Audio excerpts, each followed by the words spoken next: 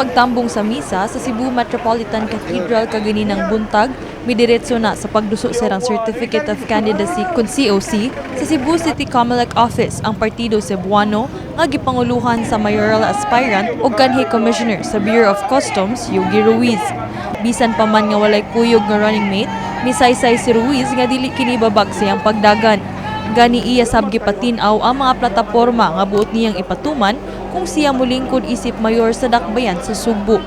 May 7 priority programs. Number 1, sulbaro na itong problema na ito sa baha. Number 2, sulbaro na itong problema na ito sa basura. Number 3, sulbaro na itong problema na ito sa traffic. Number 4, let's provide the best peace and order situation in any city in the Philippines. Number 5, let's improve health and social services. Number 6, let's provide livelihood assistance at mga kaigsuunan. Number 7, let's provide socialized housing. Mag-unsa man ang progress kung lahat tayo mga kaigsuunan nga mapabayaan. And that is what I will be doing. Lakip sa line-up sa mga mudagan pagkakonsihal sa Partido Cebuano ang kanhi PBA player nga si Bonel Balingit. Of course, ang sports din nato pasagdahan, no? Para ang mga kapatanunan ato yung magiyahan, no? In collaboration sa atong mga iske sa tanang barangay, no? Ato nang i-improve. Murepresentar sab sa Muslim community dinhi sa syudad ang aspiring city councilor na si Arlene Salahudin.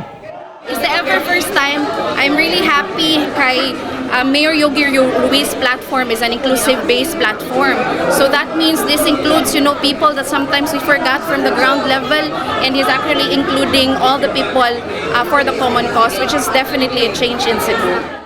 May pasalig sabang atong mga kaigsuon ng Muslim sa ilang suporta sa partido. Itong mga action brother nga matagan sila pangkinabuhi kay mo man na reason nga gikan mi sa Mindanao niya mi dire sa Cebu kay manginabuhita. Laing magpapili ubos sa mga partido sini si Foro Iroy, Clarissa Otadoy, Renel Oliva, Emmanuel Maranga ug Omar Quintanar. Miduso sab karong adlaw siyang COC ang kanhi barangay captain sa Calamba nga si Yvonne Cania nga mudagan pagkakonsihal sa Cebu City South District.